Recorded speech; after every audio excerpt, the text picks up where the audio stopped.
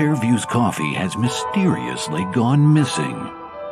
Mayhem ensues when strange, coffee-craving zombies plague the city.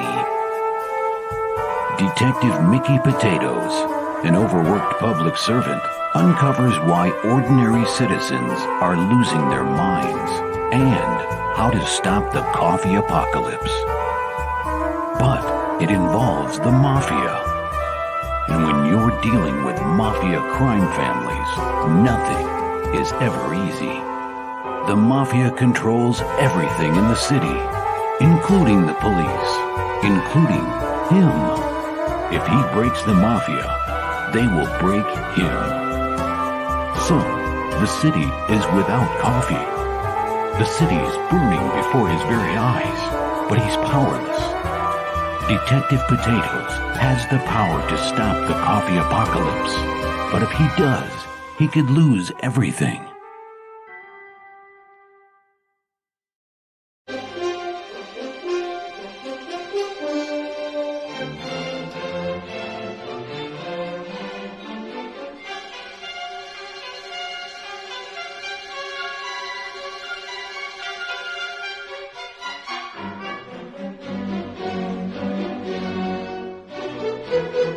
Alright, boys and girls, this is Ron from Romo Art, also from Sector 7. Alright, take 2. Nope.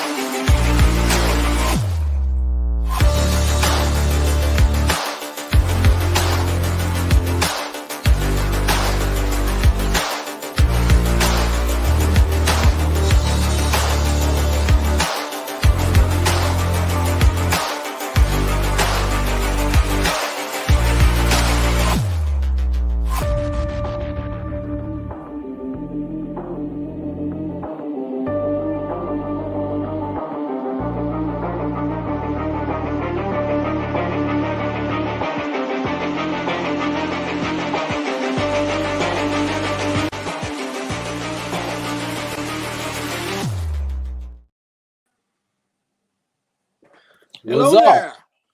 How are you? Good, buddy. How you doing? Oh, great. Shut up. No, you're not.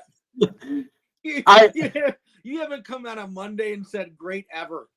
I don't know that I've had a great Monday ever. No, it's funny. I almost laugh. I went back and listened to all our shows, and I'm just like, man, it has really been like just a crap year, like four. Like I'm sitting here going, it is literally every week there's something else going on. Yeah. And I'm not naturally just this person that's like, I hate life. Like, no, you're not. That's not the Matt that I know. It's right. The Matt that I know now, but that's not the historical Matt. No, it's really not. It's just amazing to me how it's been. So I figured I'd switch things up. But it's funny, even when I say great, everyone just knows I'm lying. No, but here's the thing, though. I can tell you, as an outsider looking in, I objectively see things happening to you, like your car on fire in the parking lot. Right, I objectively see these things that happen. They're not in your head. Like, right. It like the struggle's real. It's fucking real. Yeah, it's been legit for sure, but yeah, it is what it is. It's funny because I went back through most of our shows, and what's cool is I've gotten to hear us get a lot better at doing them over time. Yeah, for the most part, there's been one or two kind of duds, or there was one in particular. I think I was maybe off my game a little bit, but gold. No, right, exactly. And I mean, I just hate letting the masses down that are listening. You hate letting the fan down. Yeah, exactly. Just the loyal hordes of people that listen week after week. Yeah. Dude, I had, like, when I started doing the YouTube channel, like I didn't think that everyone had one. I thought a bunch of people had one, but I really didn't know. So I was like, okay, if you want to sell a comic book, you've got to have a YouTube channel. Like that's like tip number one, not knowing that I was already miles behind. Everyone has a fucking channel. It's crazy. Right. It's Now, crazy. yeah, doing a podcast now is so ridiculously easy. Like I remember back when it was actually hard. Actually, my buddy John, who I believe you met or at least know that I do the kaiju thing with. Yeah, I've never met him, but I've seen you guys do it before. I've watched the show. Right. He and I were doing a podcast like years ago, and it was kind of short lived at the time, but it was a pain to put together. Like, back then there's a lot more that goes. We appreciate you, Britt, and Yeah. that you're kind of the glue that holds this whole thing together for us. Yeah. But yeah, it was actually like it required some know-how to do.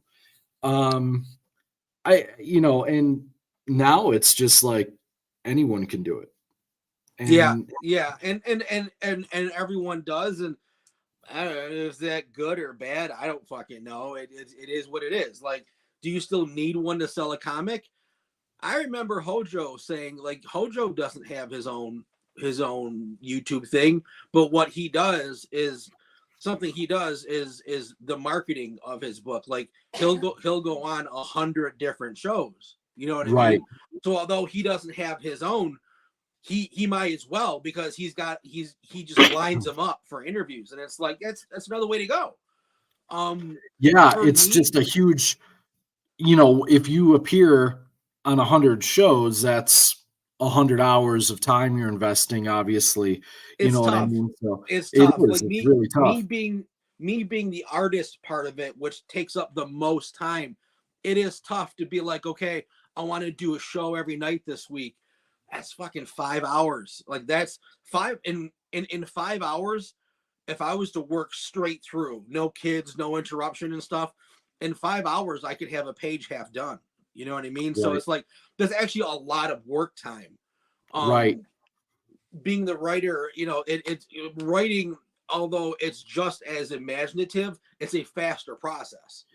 Yeah, it depends. Yeah, it can, and I do agree with you. It is a faster product because that's one of the things that drives me nuts about drawing, because when I practice and actually put some effort into it, I can draw certain things fairly well. I say that with some hesitation because I'm talking to you, and I know that I'm not anywhere near your level, but that's always part of what's kind of turned me off about the artistic side. I'm very impatient when and I need my ideas to come out a little faster. So when I write, if I'm in a good flow, it's gold, and it spills out, and it's boom, boom, boom, boom, boom.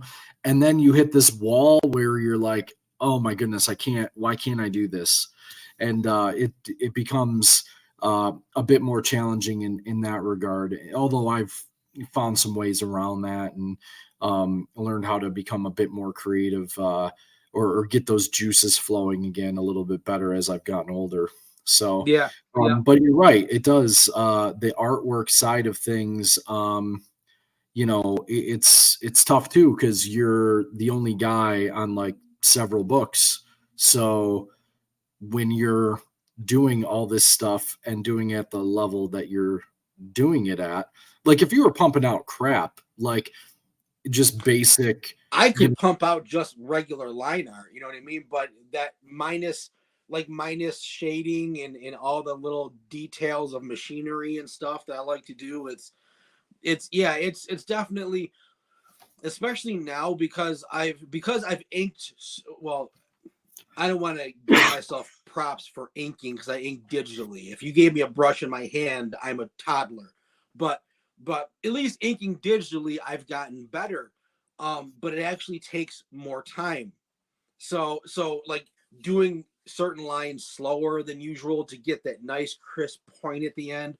I've definitely up because I've inked so much. I've been inking nonstop basically because I draw.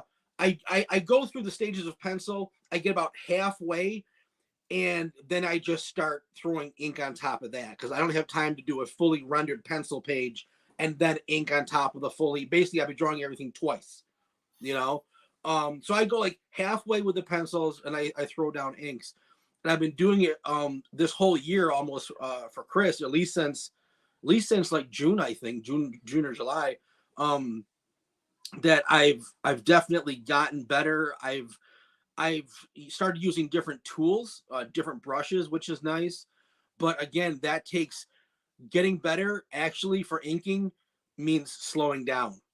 You know what I mean? It's like, oh shit, because I want to just whip them out and get like 2 or 3 pages done a week. But I'm like, some of these lines aren't perfect, and getting better in inking is definitely a process in patience. It's a process of slowing down. And it's like, okay, it's I'm having trouble getting like 2 pages done a week where a few months ago I could, but the inking is actually better on these pages. You know what I mean?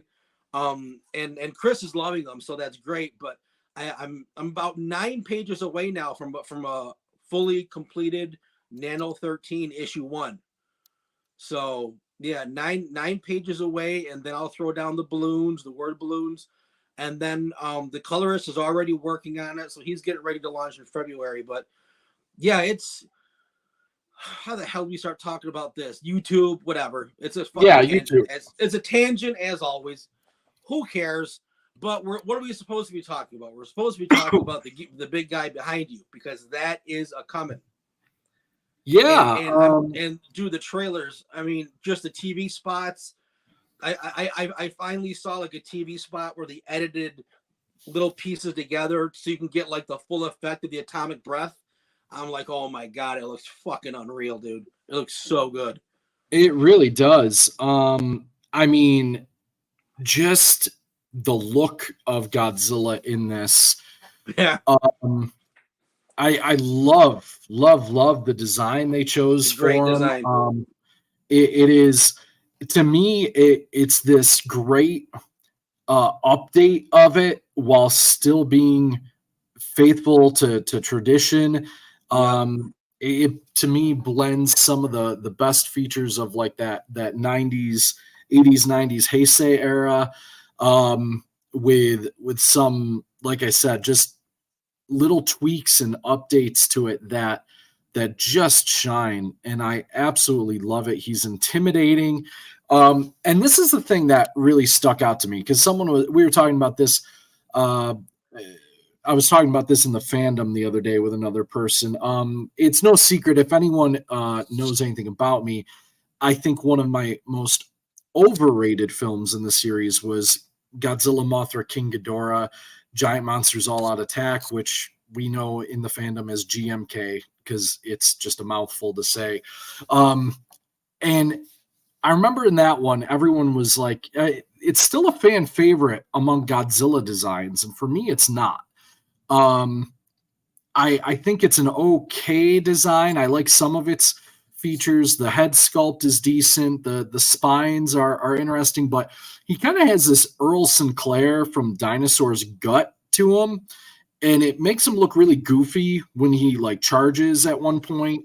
And so that was a reference to the old Dinosaurs TV show for anyone who's familiar. Yeah, I know what you're talking. I know what you're talking. He does. He has this protruding belly that makes it look really bizarre when he was running. And then, but the thing that stood out was the white pupils. He had totally white eyes. Yeah. And to me, it just didn't look like, people were like, oh, he looks scary. And I'm like, no, it didn't look. No, it didn't look right. It doesn't look right. No, it doesn't. To this day. And it just doesn't. And some people, they mentioned that, oh, it reminds me of a Deadite, and I really liked it. I'm like, I don't want Godzilla to be a Deadite. He's not a Deadite. Like, just what he is. So I mean, oh, look at that. That's beautiful. That's beautiful. From the new Monarch show. Yeah. But yeah, that's obviously I love that design too. I love that design. I think they've definitely changed the newer, the American one. They've changed it slightly over the 3 movies. Right. You know what's funny? Speaking of design, and I think of you every fucking time I see the trailer. It's it's for -1. It's his foot. And I'm like, I wonder if Matt likes those feet, because you hated in the 2014 Godzilla. You hated his feet. I remember you telling me, right, because it looked like a tree stump with 2 toes, and that's all. Just I remember you were so irritated by it. It looked awful back then. It really was bad. The feet in the new one, they look great. And that was the thing. Like, I don't hate the legendary Godzilla design, but it's not one of my favorites. That is from some of the more recent Godzilla shorts that they've done, and those are cool. Really those are really cool. Yeah, they're really, really interesting. I enjoy those a lot. I do think it's a good design. But I think this one's better. And going back to the scary part, this Godzilla is intimidating and scary because of what he's doing, and not because they made him look like a zombie or a deadite or any number of different things. He is love it. That is fantastic. Like when, and I know you're not a fan of the film Shin Godzilla. I dislike certain things about it, and I enjoy the film overall. I think it's a decent movie, for sure. But there's definitely some aspects of Godzilla's design that I didn't appreciate. But it was a terrifying take on him, but they did it with the design. And I like this a lot better. I like the more traditional look, and I like what he's doing to define the fear factor of it. And I think in this one too, and this is a problem that no one's ever, not that I know of, okay, not that I've ever seen anyone talk about it wasn't necessarily the Marvel, but some of the DC superhero movies. What happens, so like you say, what he's doing, well, he's just, let's just say baseline, he's destroying buildings, he's stepping on things, right? Which you can see in any Godzilla movie, right? But the fact is, there's very few movies that you'll see the interaction, unless, like, the only interaction they'll usually show is if he's picking up a train or something, right? And because it's easier to film, you can film the people inside the train, but on the outside, on the street level, mostly what you'll see is him in the background and people running. Okay, just people. Now, you can see people. Wait, what is that? Can you speak more to that, please? Is Godzilla a terrifying force of nature? Does he even give a shit about people? I'll let Matt take that one. So you get to see, people running away. So you get to see the crowd reaction. But in these trailers, what you don't get to see in previous movies is literally him. Like, again, one of the major things that caught my eye was when he stepped on the pavement and the pavement raised and like people were bouncing off of it and shit.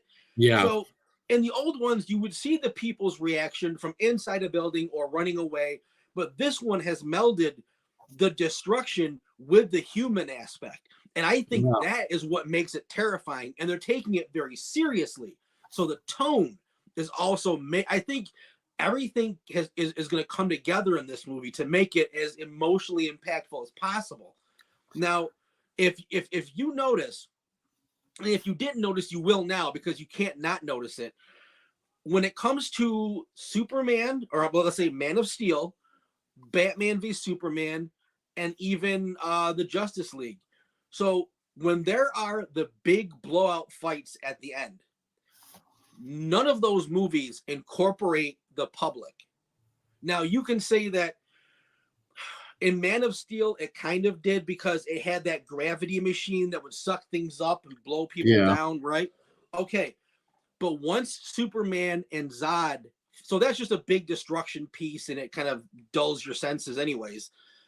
Once Superman and Zod started fighting, it was only Superman and Zod. You would almost never see the people, or what they did it was never so like in Superman 2 in the old Christopher Reeves movie, Zod would do things like throwing things at people, and Superman would have to come in while he's fighting, save a person.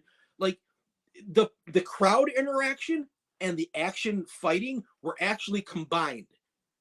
And they don't do that in these, especially in Batman v Superman, when they're fighting what should have been, you know, it was Doomsday, but not really. They were literally fighting in an empty city. There was no consequences to anything being destroyed. They didn't show one human being. It was only 20 minutes of 3 people fighting. And then in Justice League, again, at the end of Justice League, when they're in the Chernobyl place. Okay, I get it, it's Chernobyl. But the thing is, it's not dangerous if there's not humans that can't protect themselves in the fray. Right. It's just cool action, which is nice, but there's no emotional impact. It's kind of like all the Arkham games after Asylum. That's why I think Asylum was the one that worked the best, is because there was a reason there were no civilians around. They were in an insane asylum, right? Yeah. And every game after that, they made up some nonsense reason why all the streets were devoid of people. And it didn't make any sense. And it's like, this is stupid. Like, and I think that's where the Spider-Man game actually got it right, because the Spider-Man PS4 game, the only one that I played, like you'd be swinging through people, like the car chases were through people, and you could pick and just go help certain crimes. You know what I mean? Like the people, the public was directly involved in that game, and it felt like a real city. Right. And as much as I love Arkham City and Arkham Origins, I didn't like Arkham Knight. But they lacked that. They lacked that that feel that they were actual real living places. So yes. To your point, this movie does that in a huge way. The one that, in my opinion, really did that was the original. And really 85. Godzilla's other that is a good shot. Although I love that shot. I like that design. I don't love it. Like it's definitely not my fit. Like I like the legendary. I didn't like the huge hips. Like I didn't like the really huge like lower carriage of the monster. Yeah. It looked good in some scenes, but if you turned it around and stuff, it looked really big too. It's got to look good from every angle. Right. And the legendary Godzilla, in my opinion, doesn't look good from every angle. It just doesn't. Like, to me, the face looks awkward from different angles. Especially in the one grinning shot from Godzilla versus Kong. Like, looks. Well, it was the grin that did it. I mean, it was really stupid. It was stupid, but also like just in general, that it doesn't look good from the front in general. And then, like I said, it is one of those things where it was a good design. I know a lot of people are in love with it. I think it goes a little bit too, dinosaur or crocodile-ish, but that's just me. But it's not bad by any means. Certainly we've seen much worse. But getting back to Brittany's question, does Godzilla, or is Godzilla a terrifying force of nature? Does he care about people, or is he even supposed to? I think the answer to that has changed over the years, and it's really going to depend on what era you're talking about. I think it does. Yeah, it is really interesting to me to see how, because honestly, let's start with the original. Let's just start with the first movie, like where it all began, which was a very serious movie.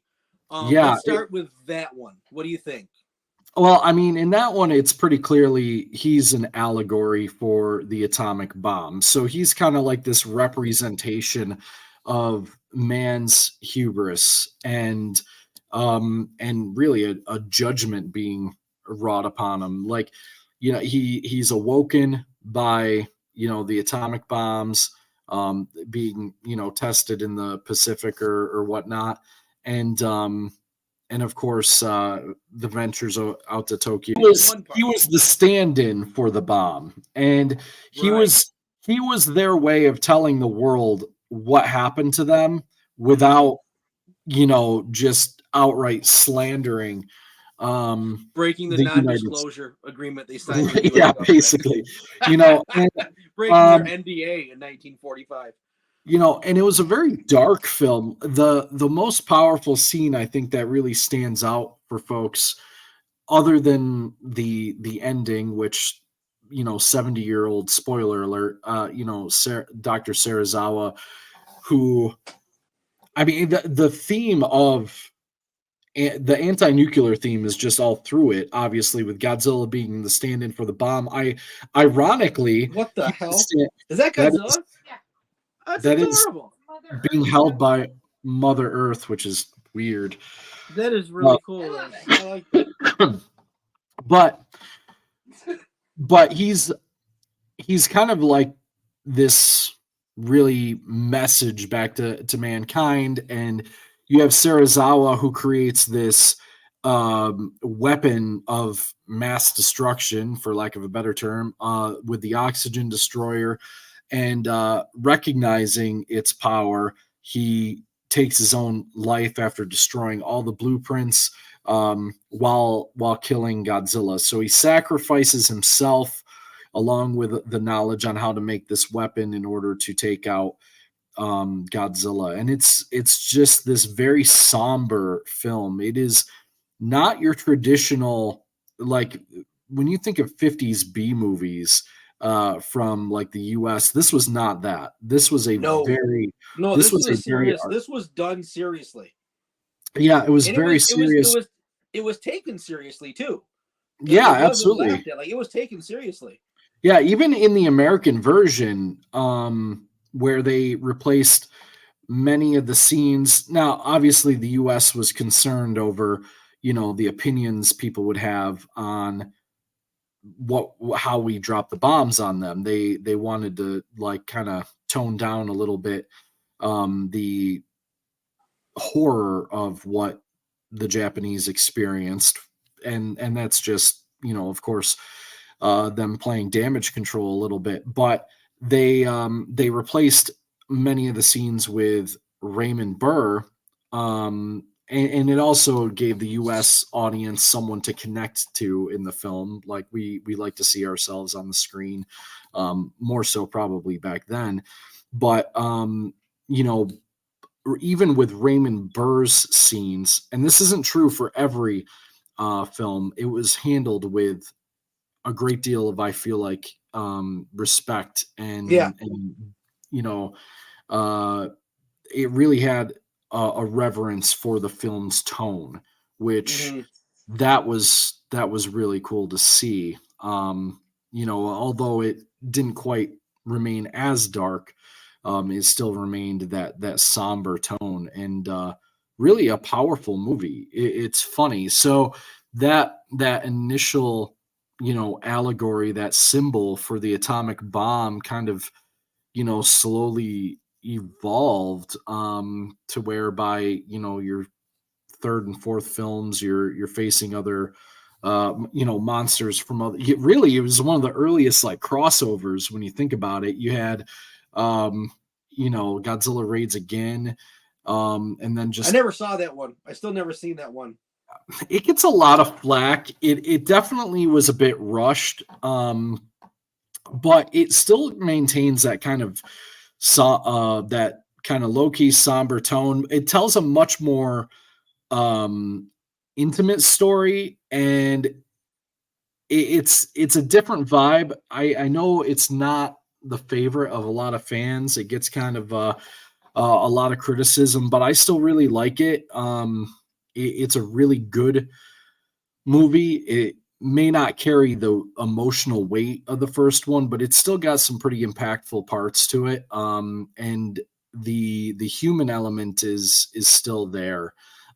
It's just it's not quite up to par with the first one. There's definitely some pacing issues, and it can kind of be a slog a little bit at times, but it also features the first kaiju battle, which is Godzilla faces off against Anguirus, who is one of my other favorite kaiju. That's pretty that's cool. so cool. That's pretty beautiful. cool. Another take on the legendary design there. But and then of course the next one, a few years later we get King Kong versus Godzilla, and then Godzilla versus Mothra, and then it was just off to the races. Then he was fighting other people, and then by the time you get to the mid '60s, Godzilla is this almost like superhero type monster where he's totally done this 180 from an allegory for the bomb to where he's almost revered as this heroic type creature, and I say almost, he really was. That's what Clark always asks me, depending on which one I'm watching. He's like, is he a good guy or a bad guy in one? In this one, he's like, he does the same thing with Hulk. He's like, is Hulk good or bad in this one? Right. Like, Hulk's never really bad, but he's not helpful. He's not. Hulk's not really helpful. He's just not bad. Yeah, it's one of those things where it's been so interesting to see him evolve. That's a really cool shot. A lot of takes on the legendary design. That one specifically would be from the 2014 film, because it's got the more mountain looking spikes, not the more spread out leafy ones. But it really would depend on the era. I would say, we have the Shin Godzilla is much more of a force of nature, kind of this fear of evolution, really is what he is, because he morphs so many times throughout that film, and just the way he attacks is so he has no facial expressions really, like at all. So it is much more less. It feels much more like a force of nature where there's no emotion behind it. There's no mind behind it. It's almost just, it's coming and you have to get out of the way kind of thing. So let me ask you this. And let's just take the first one again, for example. Does Godzilla hate people, or is he just doing what he does? Definitely depends on the movie. Let's just take the first one. I want to stick the original concept, because after that you can do whatever you want. How did it start? Yeah, I think there was an element of I'm trying to think back, because he does kind of rampage through, and there is an element of he is intentionally causing destruction. Now, whether that is due to hatred or just he's going to a city, and I think there's got to be some element there of revenge, or like he was awoken or disturbed by this bomb, and I think there's got to be some sort of anger behind it, because he's definitely not just like he's not scared of anything, because just he purposely wanders into the city, and he's not like an animal that's just terrified and trying to get away. He's walking through, he's picking up trains and, putting them in his mouth, and, that's funny. That's a great shot. But, he's destroying with intentionality. And I think there's got to be some sort of anger, driving that, what other. I mean, I will say, though, again, with Brittany's asking of the force of nature, although a tornado doesn't have a personality, it does destroy without malice. It just does what it does. You know what I mean? Yeah. So is Godzilla a force of nature, or is there malice behind it? Yeah, I think there is kind of like a at times definitely. I'll give it like an 80-20, like an 80 force of nature, 20% fuck him. You know what I mean? Like I'll give it like an 80-20. Yeah, I don't know. I think if he just walked through the city, you know what I mean, and kind of just all the damage was kind of just incidental. Like, okay, he walked through a city, so there's going to be damage because he walked through the city. But like, this dude is literally going into he's breathing fire on this stuff. He like, does, I mean, he definitely enjoys his job. Right. Yeah. There's definitely a level of, like you say, he's not just like, oops, sorry about your building there. Yeah. He's like, hey, see this train? Yeah.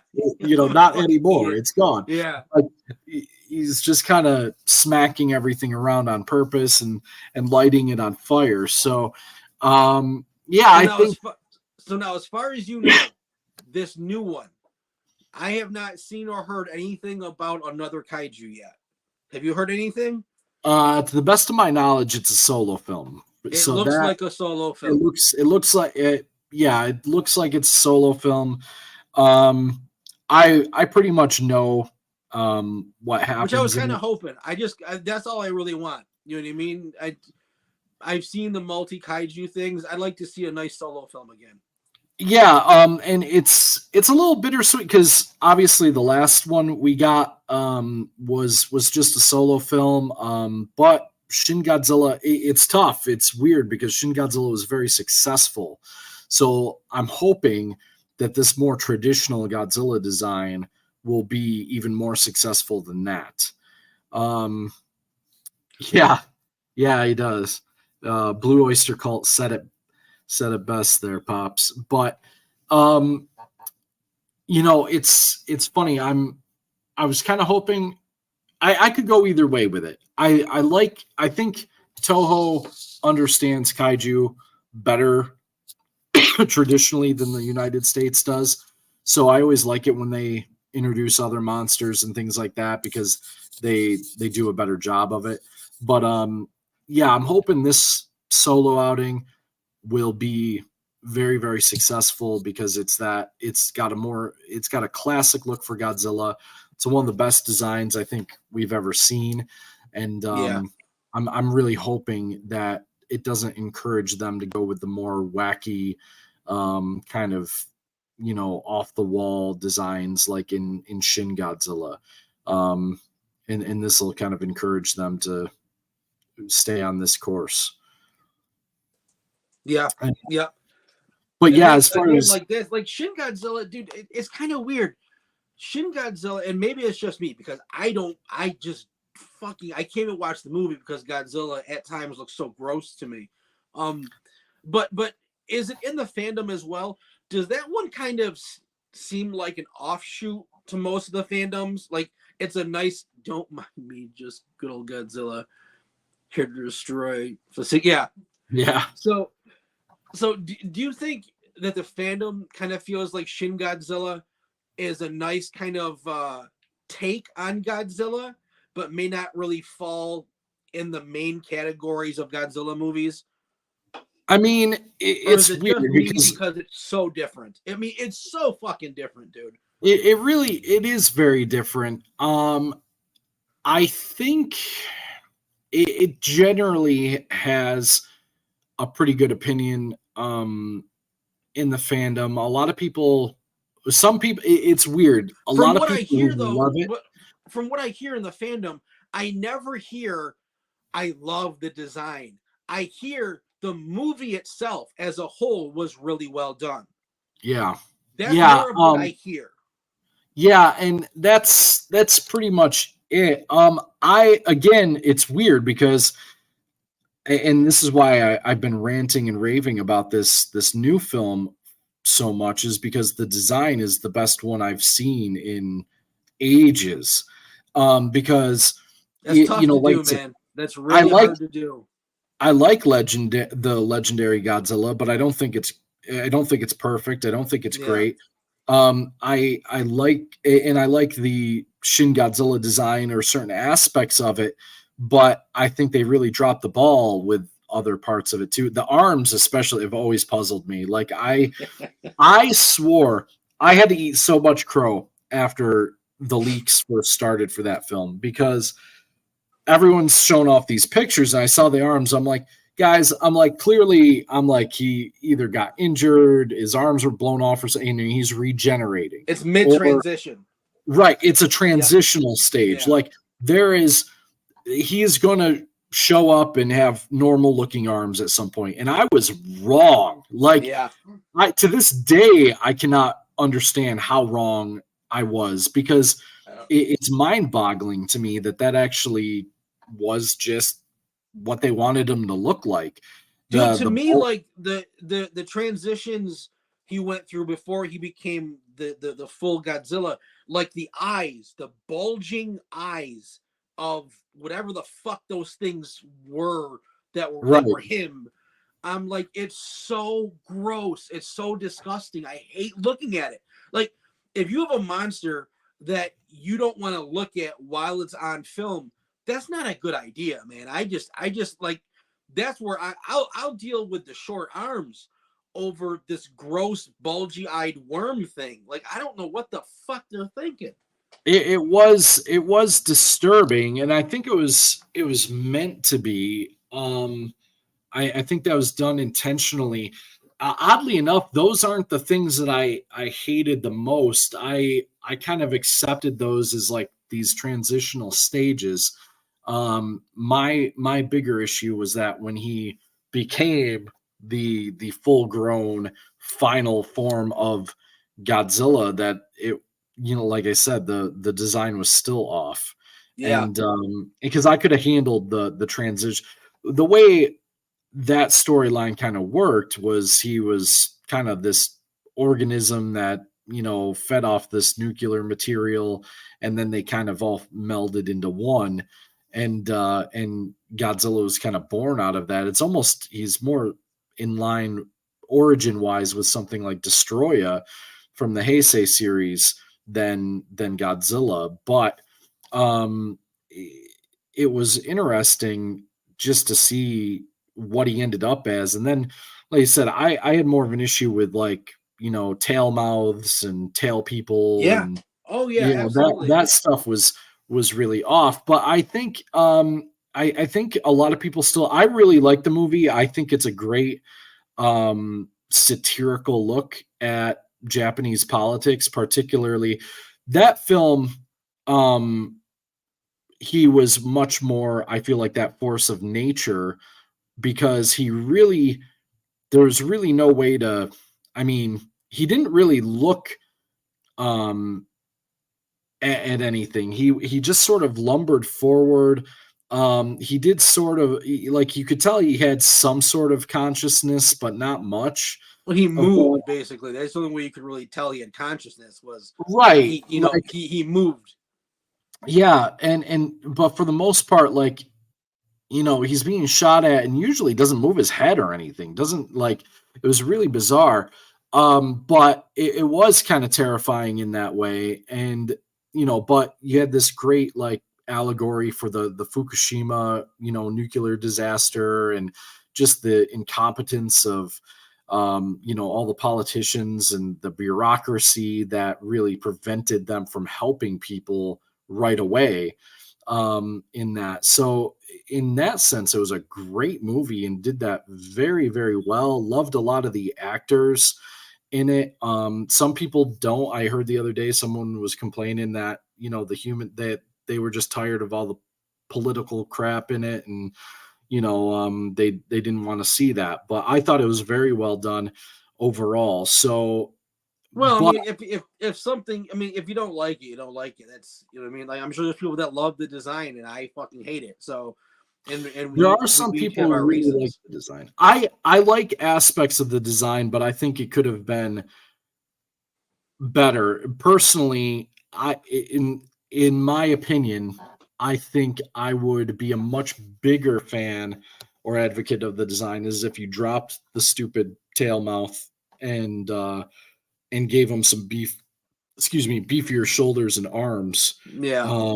I think that design improves considerably for me, because it is creepy, it is unsettling, and kind of it does have shades, or at least these little influences of the original 54's design in it, even though it's definitely taken in a more horror type of direction.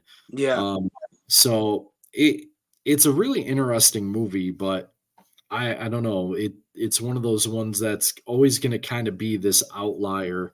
I would say, probably the most controversial films outside of the 1998, T-Rex Godzilla, which is that monster is now the monster is now known as Zilla, even though Zilla, the film is always going to be known as Godzilla because that's what it's copyrighted to, and that's but the creature Toho considers a different one now, and it's going to be.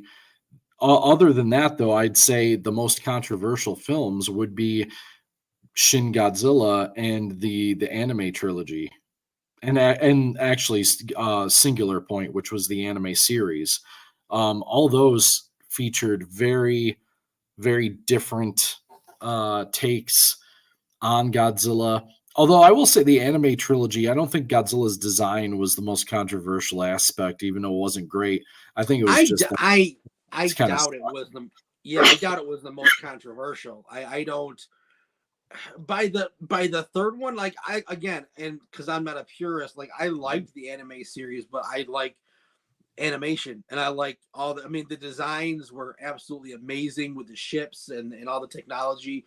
Godzilla was okay. I didn't think it was a great design. You could tell it was Godzilla, but my problem was just the story. Like it made sense, and then like in the third one, it was just, to me, the story. I have trouble following a lot of anime stories to begin with. I don't know. I think the way they write a lot of anime is definitely different than the way Americans write stories. They tend to get, even if they're straightforward, sometimes they can drop the ball at the end and get really philosophical. And I'm like, what just happened? Like I was following everything and now I don't know where I am. Like it's fucking weird. And I felt like that did that. Like with King Ghidorah's heads coming out of a wormhole. And I'm like, I don't know what this is now. And this was pretty straightforward before. And now it's some weird mystical thing. I don't know what I'm watching now. Yeah, no, you're absolutely right. It kind of just threw a curveball and went in a totally different direction. And they weren't that good to begin with. Like, and you want to talk about weird, that Mechagodzilla design was so bad. Like, it still just boggles my mind. Like, someone actually like looked at that and said, "Yeah, that's a good idea." I know. Like, just it's so frustrating. One of my favorite, I would say probably my favorite Mechagodzilla, because there's not that many. My favorite Mechagodzilla design was in Ready Player One. Honestly, I thought the design was fucking beautiful.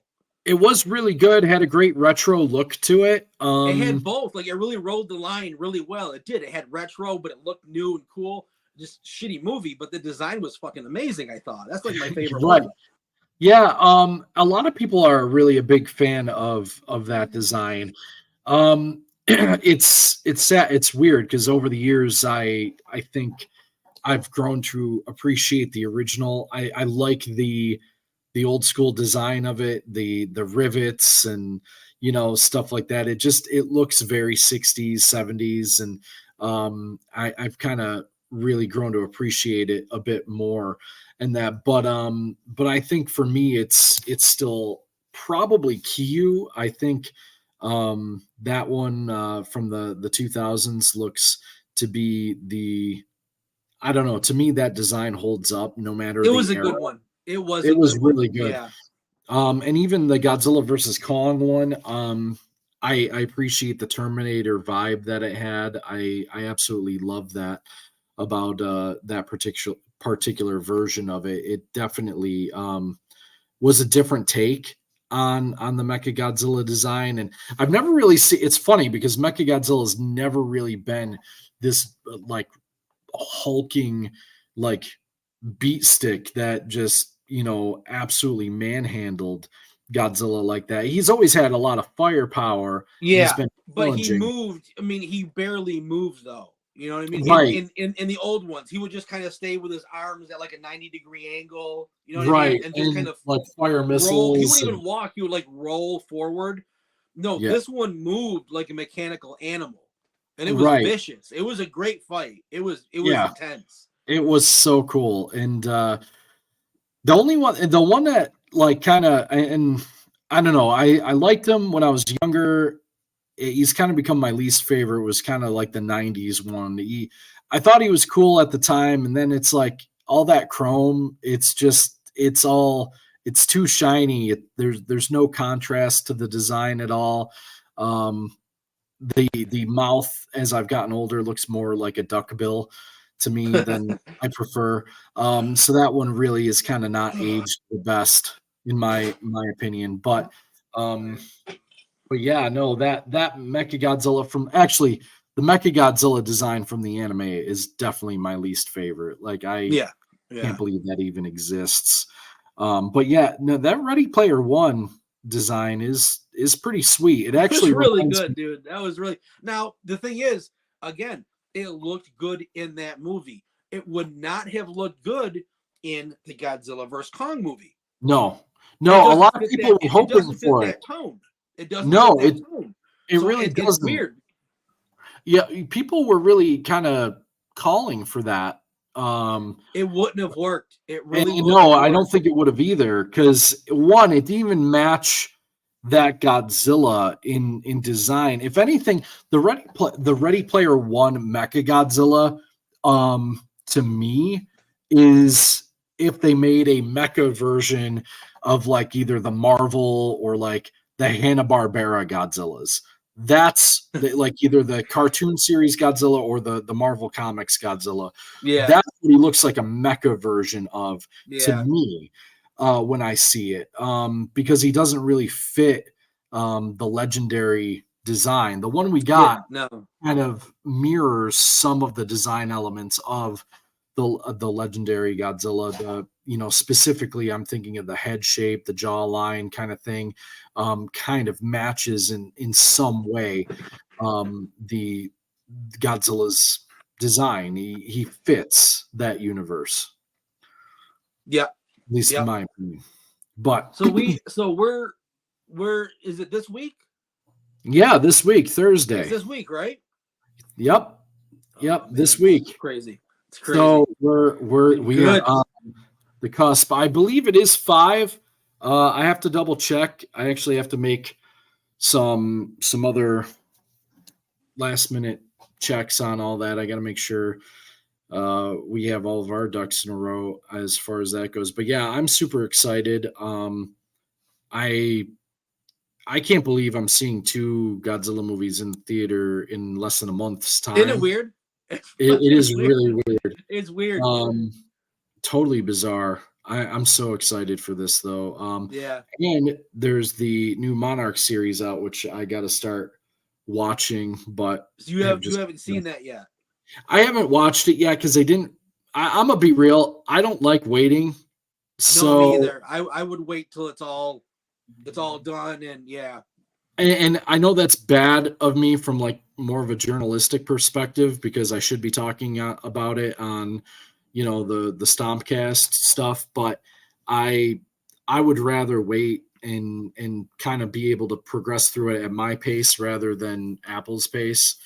Well, then and then the thing is though too, just monetarily, you don't have to buy it for a fucking month, even though it's $7 or $10, whatever it is. Like you can get the free 7-day trial and then just watch it. You know what I mean? Yeah. And I mean, I think on Black Friday, else on Apple that's not on everything else. They're all the fucking same now.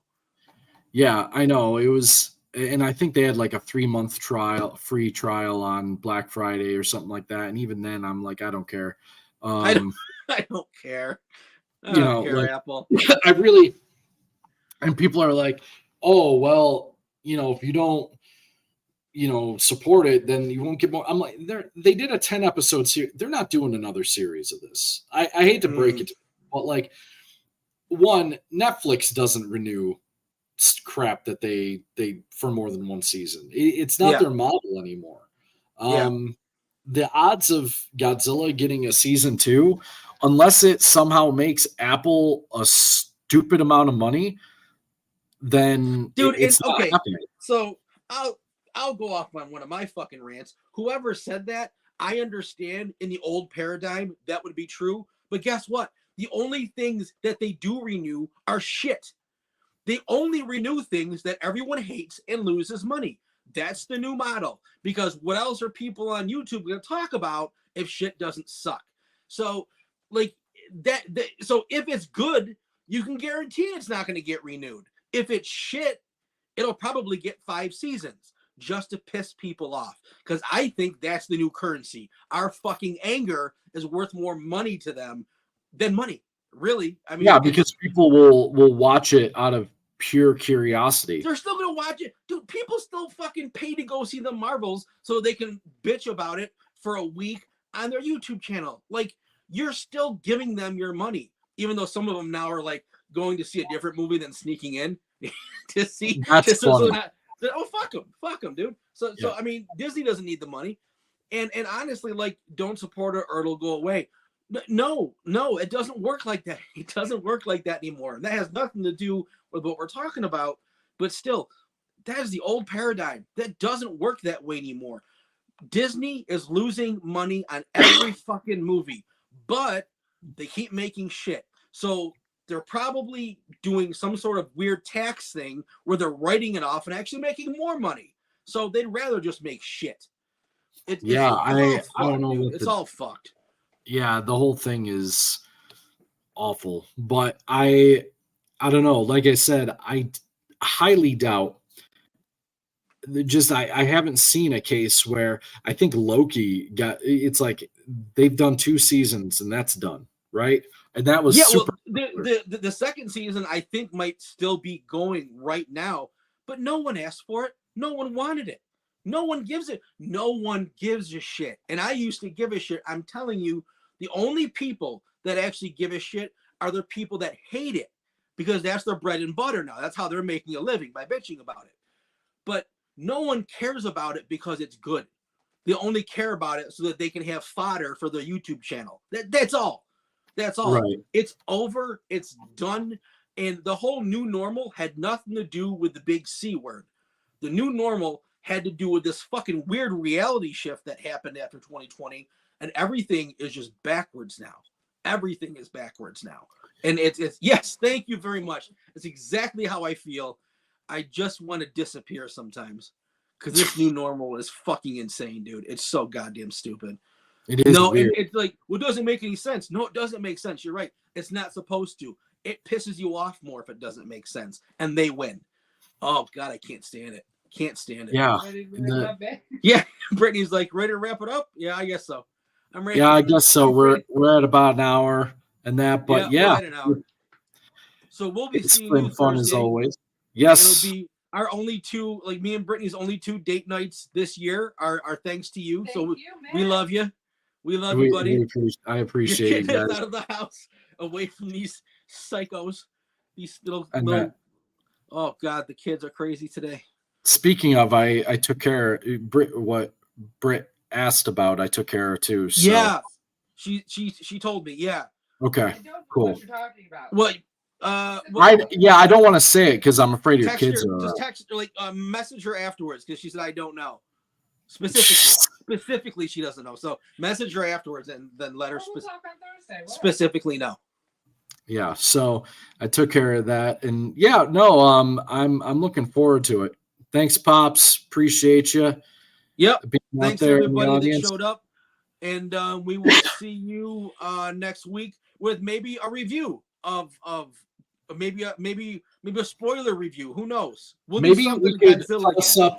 Maybe we can make it a dual episode and toss up the Stompcast bumper at the front too, the little theme song, and we could have like a combination crossover event. And that way I could post it and be really lazy. Okay. All right. We'll work something out. Have a great one, dude. All right, guys. We'll talk to you. Bye, buddy. See ya. Hey, yo, It's me, Pops Van Marmalade, and you're watching the Comics-Related Madness Network. Uh-huh. So come get some. CromCon. CromCon.